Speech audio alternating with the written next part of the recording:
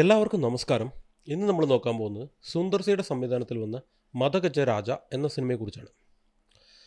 ഈ സിനിമയുടെ കഥയെക്കുറിച്ച് പറയുകയാണെങ്കിൽ, അതായത് സ്കൂളിൽ പഠിക്കുന്ന സമയത്ത് ഒരു 4-5 സുഹൃത്തുക്കൾ, അതായത് എന്താ പറയുക, വിട്ട് വേർപിരിയാൻ പറ്റാത്ത വിധത്തിലുള്ള ഒരു 4-5 സുഹൃത്തുക്കൾ അവർ ഇരിക്കുന്നു. അങ്ങനെ അവരുടെ സ്കൂളിലത്തെ PT സാറിൻ്റെ മോളുടെ കല്യാണത്തിന് ഇവരെല്ലാവരെയും വിളിക്കുന്നു. അപ്പോൾ ഇവരെല്ലാവരും വരുന്നു. അപ്പോൾ അവിടെ വെച്ച് ഇവരുടെ സുഹൃത്ത് ബന്ധങ്ങൾ വീണ്ടും ഒന്ന് പുതുക്കുന്നു. അപ്പോൾ വന്നിട്ട് അതിൽ അവരുടെ 2 കൂട്ടുകാർക്ക് ഭയങ്കര പ്രശ്നങ്ങളായിരിക്കും. ആ പ്രശ്നത്തിൻ്റെ കാരണം വന്നിട്ട് ഒരാളായിരിക്കും. അപ്പോൾ എൻ്റെ കൂട്ടുകാർക്ക് ഇത്രയും പ്രശ്നമുള്ളപ്പോൾ ഞാനത് പരിഹരിക്കണമല്ലോ എന്ന് പറഞ്ഞിട്ട് നമ്മുടെ കഥാനായകൻ വന്നിട്ട് ആ പ്രശ്നം പരിഹരിക്കാൻ പോകുന്നു. അപ്പോൾ അയാൾ വന്നിട്ട് വലിയൊരു ഡാണായിരിക്കും. അയാൾ വിചാരിച്ചു കഴിഞ്ഞ് കഴിഞ്ഞാൽ CM തന്നെ 5 മിനിറ്റിനുള്ളിൽ മാറ്റാനുള്ള ശേഷിയുള്ള അത്രയും വലിയ ആൾ. അപ്പോൾ നമ്മുടെ കഥാനായകൻ പറയും, എവനായിരുന്നാൽ നമുക്കെന്നെ, എൻ്റെ കൂട്ടുകാർക്കൊരു പ്രശ്നം എന്ന് പറയുമ്പോൾ ഞാനത് ശരിയാക്കണം എന്ന് പറഞ്ഞിട്ട് പോകുന്നു. എന്നിട്ട് ഇവരുടെ ഈ കൂട്ടുകാരുടെ പ്രശ്നങ്ങൾ പരിഹരിക്കാൻ വേണ്ടി നമ്മുടെ കഥാനായകൻ പെടുന്ന പാടാണ് ഈ സിനിമത്തിൻ്റെ മൊത്തത്തിലുള്ളൊരു കഥ. ഇതൊരു സുന്ദർ സിയുടെ പടം. സുന്ദർ സിയുടെ പടം എന്ന് പറഞ്ഞു കഴിഞ്ഞാൽ തന്നെ നമ്മൾ ബ്രെയിനൊക്കെ വീട്ടിൽ തന്നെ അഴിച്ച് ഫ്രിഡ്ജിനകത്ത് സൂക്ഷിച്ച് വെച്ചിട്ട് വേണം തിയേറ്ററിലേക്ക് തന്നെ പോകാൻ.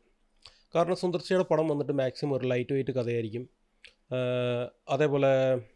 അതേപോലെ നമുക്ക് അടുത്തടുത്ത് എന്താ നടക്കുന്നതെന്ന് എന്താണെന്ന് നമുക്ക് കൃത്യമായി മനസ്സിലാക്കാനും സാധിക്കും. അതായത് അടുത്തത് ഇതാണ് നടക്കാൻ പോകുന്നത് എന്നുള്ള ആ സിറ്റുവേഷൻസ് വന്നിട്ട് സുന്ദർ സി വന്നിട്ട് ഒരു എന്താ പറയുക, ഒരു മാജിക്കലിലൂടെ നമുക്ക് വന്നിട്ട് അതൊരു ഭയങ്കര പെർഫോമൻസ് ആക്കി കാണിക്കും. അതാണ് സുന്ദർ സിയുടെ ഒരു ടാലൻറ്റ്.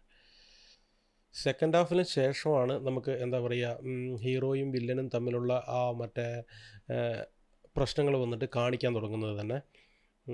എന്താണെന്ന് വെച്ച് കഴിഞ്ഞാൽ നമ്മൾ പഴയ ധൂൾ സിനിമ കണ്ടിട്ടുണ്ടല്ലോ, വിക്രമിൻ്റെ, ഏകദേശം അത് തന്നെയാണ് കഥ സെക്കൻഡ് ഹാഫിൽ. അതേപോലെ കഥാനായികയുടെ പോർഷൻസ്, കോമഡി ഒക്കെ നന്നായിട്ട് തന്നെ വർക്കൗട്ടായിട്ടുണ്ട്. അതിൽ എടുത്ത് പറയേണ്ടത് വന്നിട്ട് മനോബാലയുടെ ഒരു നോൺ സ്റ്റോപ്പ് കോമഡി, ഏകദേശം ഒരു 10 മിനിറ്റോളം ഉണ്ട്. 10 മിനിറ്റോളം നല്ല വർക്ക് ചെയ്തിട്ട് അടിപൊളിയായിരുന്നു ആ കോമഡി കാണാൻ. ക്ലൈമാക്സ് അങ്ങനെ ഓടിപ്പോകുന്നു. പക്ഷേ നമ്മൾ ഈ പടം കാണുമ്പോൾ നമുക്കൊരു വേറൊരു ഫീലിംഗ് കിട്ടുന്നുണ്ട്. അതായത് ഒരു വിൻറ്റേജ് ഫീലിംഗ്. ഒരു 10-12 വർഷം ബാക്കിലേക്ക് പോയിട്ട് നമ്മളൊരു ടൈം ട്രാവൽ ചെയ്തിട്ട് പോയിട്ട് കണ്ട ഫീലിംഗാണ് ഈ പടത്തിന് വരുന്നത്. എന്താ പറയുക, നമ്മുടെ വിശാൽ, സന്താനം, വിജയ് ആൻ്റണി എല്ലാവരും വന്നിട്ട് നല്ല ഗുഡ് ബോയ്സ് ആയിട്ട്, എന്താ പറയുക, വിശാലിന് വന്നിട്ട് CM ആകണം, അമേരിക്കൻ പ്രസിഡൻ്റ് ആകണം, അങ്ങനെയൊന്നൊരു ആഗ്രഹമില്ല. അതേപോലെ സന്താനം വന്നിട്ട് ആ സമയത്തൊക്കെ വന്നിട്ട് ഫുൾ ടൈം കോമഡിയനായിരുന്നു. ഇപ്പോൾ ഒന്നും അങ്ങനെയല്ല. വിജയ് ആൻ്റണിയെ കുറിച്ച് പറയണ്ടല്ലോ, അവരിപ്പോൾ എവിടെയാണെന്നൊന്നും നമുക്ക് തന്നെ അറിയത്തില്ല. പിന്നെ ഈ പടം കാണുമ്പോൾ നമുക്കൊരു ഫീലിംഗ് എന്താണെന്ന് വെച്ച് കഴിഞ്ഞാൽ, ഈ പടത്തിൽ വരുന്ന പലരും ഇന്ന് നമ്മുടെ കൂടെ ഇല്ല. ചെല്ലതുര, സിറ്റി ബാബു, മനോബാല, മണിവണ്ണൻ, അതേപോലെ ഈ പടം കണ്ടിട്ടുള്ള എല്ലാവരും എന്ത് ഫീൽ ചെയ്തിട്ടുണ്ടാകുമെന്നറിയോ?